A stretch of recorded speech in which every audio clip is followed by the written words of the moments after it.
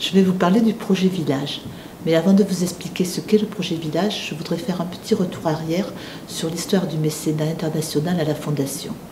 Depuis 2005, nous avons choisi l'éducation comme axe majeur de mécénat international, avec une attention particulière à l'accès à l'éducation pour les filles. Cette démarche nous a tout de suite amené à aller au-delà de la construction d'une école, à aller au-delà de la formation des enseignants, parce qu'il était important pour que cet accès à l'éducation soit possible pour les filles, que l'accès à l'eau soit aussi garanti en proximité de l'école. Donc dès le départ, nous avons souvent accompagné les projets d'infrastructures d'école, de points d'accès à l'eau, pour justement être vigilants sur cet accès à l'éducation pour les petites filles. Un autre domaine de mécénat s'est greffé par la suite, c'est l'accès aux soins de base, la santé. Nous avons eu de grands programmes d'accès à la santé avec la construction de cases de santé, avec l'aménagement d'hôpitaux dans beaucoup de pays où nous sommes implantés. Donc en complément à nos grands programmes d'éducation, se sont greffés des programmes d'accès à la santé, d'accès aux soins pour les populations concernées. Dans la plupart des pays où Orange est installé, notre programme de mécénat se déclinait dans de grands projets concernant l'éducation, de grands projets concernant la santé, mais qui ne concernaient pas forcément les mêmes populations.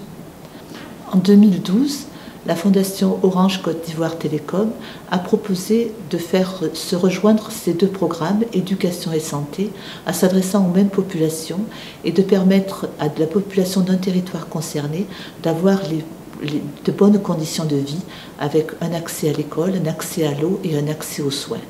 C'est comme cela qu'est né le projet Village qui a été initié en Côte d'Ivoire. Il s'agit de choisir des villages avec des populations importantes, plus de 3000 personnes, plus de 5000 personnes, cela dépend un petit peu des pays, et de permettre à ces populations d'avoir accès justement à l'école, d'avoir accès à la case de santé, d'avoir accès aux points d'eau. Donc dans chacun de ces villages, nous construisons des infrastructures correspondantes et c'est une transformation totale des conditions de vie de ces populations. Orange change vraiment la vie dans ces villages-là. Donc notre grande priorité dans cette année 2013, et puis nous allons poursuivre en 2014 et 2015, c'est de déployer ce programme Orange, des villages Orange dans la plupart des pays où Orange est implanté, en particulier sur le continent africain. Orange Côte d'Ivoire a démarré en déployant déjà 5 villages et je pense qu'on devrait en avoir plus d'une dizaine à la fin de l'année. La Tunisie a rejoint la Côte d'Ivoire et a démarré la construction d'infrastructures scolaires, d'infrastructures de santé dans un village de Bir Salah en Tunisie. Ce projet vit, je crois que l'exemple de la Tunisie montre combien ce projet va vivre, puisque Orange Tunisie nous a proposé d'adjoindre à ce programme d'infrastructure un programme permettant d'aider les femmes à trouver du travail, d'aider à la formation des jeunes filles de ce village. Donc ça montre que c'est un programme qui peut s'enrichir, qui peut être modifié et qui s'adapte aux besoins de chacun de nos pays.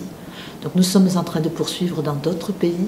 J'espère que Madagascar, j'espère que le Niger, j'espère que le Cameroun vont nous rejoindre pour ce grand programme d'Orange Village. Et je vous en dirai plus à de prochains épisodes. Merci à tous.